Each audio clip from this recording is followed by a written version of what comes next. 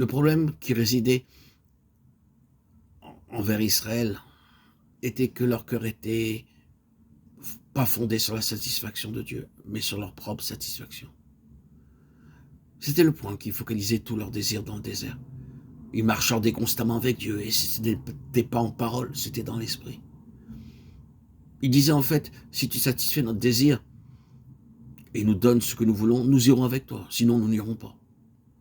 Ce fut souvent ainsi, et quand de temps à autre le Seigneur répondait à leurs requêtes, ils étaient très heureux, prêts à aller un peu plus loin, en avant. Mais ensuite, ils devaient encore faire quelque chose de plus. Et pour finir, Dieu leur a dit, assez de tout cela. Je vous ai fait sortir d'Égypte pour ma satisfaction, pour mon plaisir, pour ma gloire.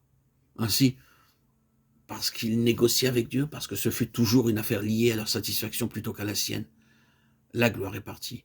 Et la honte a frappé cette génération. Ainsi donc, le Jourdain doit être franchi.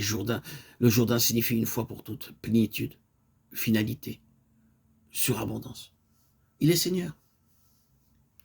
Nous estimons que si un seul est mort pour tous, tous donc sont morts, et qu'il est mort pour tous, afin que ceux qui vivent ne vivent plus pour eux-mêmes, mais pour celui qui est mort et ressuscité pour eux. 2 Corinthiens 5, 14, 15. À moins que ce problème ne soit réglé, il n'y a pas de gloire, aucune possibilité de gloire. La gloire exige que nous reconnaissions non seulement qu'en Christ notre être injuste fut enseveli, mais qu'il a enseveli aussi toute possibilité qu'en nous-mêmes il y a un jour quelque chose de juste.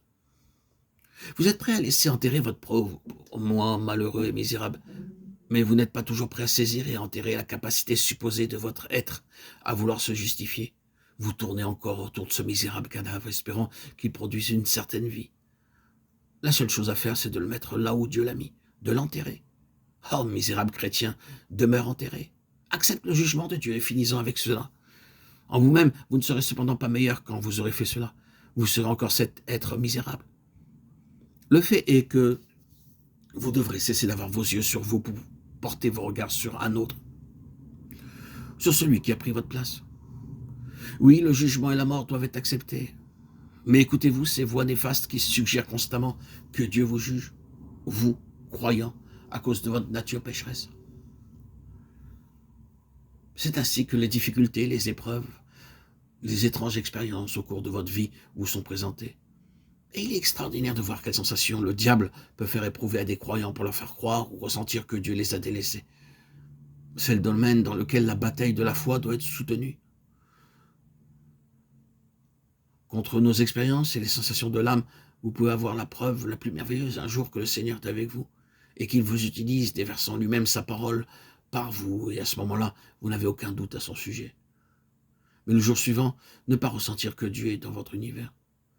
Laquelle de ces deux choses est une réalité? Est-ce que votre état conscient antérieur était seulement imaginaire, un peu d'hystérie, ou était-ce un fait? Est-ce que votre sensation du jour suivant était la réalité? Notez que ces sensations fluctuantes ne doivent pas être acceptées comme de vrais critères.